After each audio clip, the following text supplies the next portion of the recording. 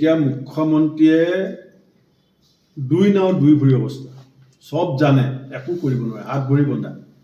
কাৰণ কেনেবাকৈ যদি দেৱলাল গাৰুৰ ওচৰত তেওঁৰ সহধৰ্মিনীক গৈ পেলাই অসম পুলিচে ধৰে, চিধাই মুখ খুলি দিব। মুখ খুলি দিলে অবৈধ কয়লা চিণ্ডিকেটৰ আচল চৰ্দাৰৰ নামবিলাক ওলাই যাব। চৰ্দাৰ নম্বৰ 1, চৰ্দাৰ নম্বৰ 2। কাৰণ দেৱলাল গাৰুৰ ঘৈণীয়েকটোতো face of the illegal mining. অবৈধ চিণ্ডিকেটৰ তেওঁলোক হৈছে মুখকেইখন। পিছফালে থকা মুখকেইখনটো এতিয়ালৈকে আমি অনুমানহে কৰি আছোঁ, কিন্তু তেওঁলোকেতো মুখ খুলিব। গতিকে এতিয়া মুখ্যমন্ত্ৰীৰ প্ৰথম প্ৰায়ৰিটি হৈছে দেৱলাল গাৰুৰ ওচৰত তেওঁৰ পৰিয়ালক সুৰক্ষা দিয়াটো। সেইকাৰণে আমি কৈছোঁ যে সত্যৰ সন্ধানত কয়লা চিণ্ডিকেটৰ চৰ্দাৰ কোন, সেইটো ৰাইজৰ মাজলৈ গৈ আছে এতিয়া। আৰু ৰাইজৰ মাজলৈ নোযোৱা হ'লে ৰাতি মুখ্যমন্ত্ৰীয়ে ফেচবুক লাইভত আহে নেকি? অবৈধ নহয় বুলি কৈছে সেইবিলাক। ওলাই যাব নহয়, সত্যৰ সন্ধানটো কালিৰ পৰা আৰম্ভ হৈছে। আপুনি কেইদিনমান ধৈৰ্য ধৰক, চব ওলাই আহিব, তাৰ পৰাই ওলাই আহিব। বিজেপিয়ে উলিয়াই দিব এতিয়া বিজেপি মানুহে লাগি গৈছে, চব তথ্য আমালৈ আহি আছে। আমি আপোনালোকক সকলো তথ্য যোগান দিম। শ্ৰমিকৰ আত্মাৰ সদগতিৰ কাৰণে প্ৰাৰ্থনা জনাইছোঁ। আৰু বাকী যি 20-25 জন শ্ৰমিক তাত আবদ্ধ হৈ আছে, তেওঁলোকক যাতে অতি শীঘ্ৰে উদ্ধাৰ কৰিব পাৰে, তাৰ কাৰণেও মই ঈশ্বৰৰ গুৰিত প্ৰাৰ্থনা জনাইছোঁ। কিন্তু মূল কথাটো হৈছে, কালি আমি গোটেই অসমত জিলাই জিলাই আমি সত্যাগ্ৰহ কৰিছিলোঁ, অৱস্থান ধৰ্মঘট কৰিছিলোঁ, যে সত্যৰ সন্ধানত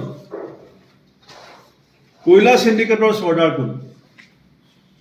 ৰাতি মুখ্যমন্ত্ৰীয়ে আমাৰ আন্দোলনৰ পিছত ষ্টেটমেণ্ট দিছে, কাৰণ অসমৰ ৰাইজে বুজি পাই গ'ল। কৈছে দেৱলাল গাৰুৰ দোষী নহয়, দেৱলাল গাৰুৰ গাত দুখ নাই। আমি সেইকাৰণেই আমাৰ আন্দোলনটোৰ নাম দিছিলোঁ সত্যৰ সন্ধানত। কাৰণ হিমন্ত বিশ্ব শৰ্মা ডাঙৰীয়া যদি মুখ্যমন্ত্ৰী হৈ থাকিবলৈ হয়, তেতিয়াহ'লে দেৱলাল গাৰুক তেওঁ হেণ্ডকাপ লগাব নোৱাৰে, দেৱলাল গাৰুৰ পত্নীক হেণ্ডকাপ লগাব নোৱাৰে।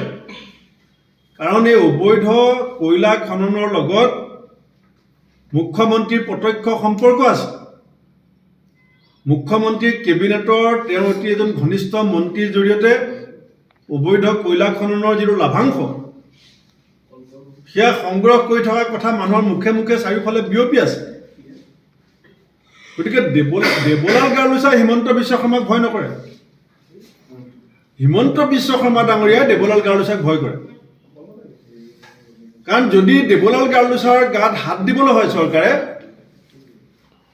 তো দেৱলাল গাৰুৰ ডাঙৰীয়া আৰু তেওঁৰ পত্নীয়ে কৈ দিব লগত কোন কোন জড়িত, গতিকে চকী লৰিব। গতিকে এতিয়া দেৱলাল গাৰুক ধৰিবলৈ গ'লে মুখ্যমন্ত্ৰী বিপদ, আৰু অবৈধ কয়লা চিণ্ডিকেটৰ এই যিবিলাক কিং পিনবিলাকক যদি নধৰে, পঞ্চায়ত নিৰ্বাচনত ৰাইজৰ ৰোষত পৰা ভয়। সেইকাৰণে এই গোটেই ষড়যন্ত্ৰটো মুখ্যমন্ত্ৰীয়ে জানি শুনি কৰিছে। আমি কংগ্ৰেছ আৰু কেইদিনমান ধৈৰ্য ধৰাৰ পিছত আমি পঞ্চায়ত নিৰ্বাচনৰ দাবীত আমি ৰাজপথলৈ ওলোৱাৰ সিদ্ধান্ত লৈছোঁ।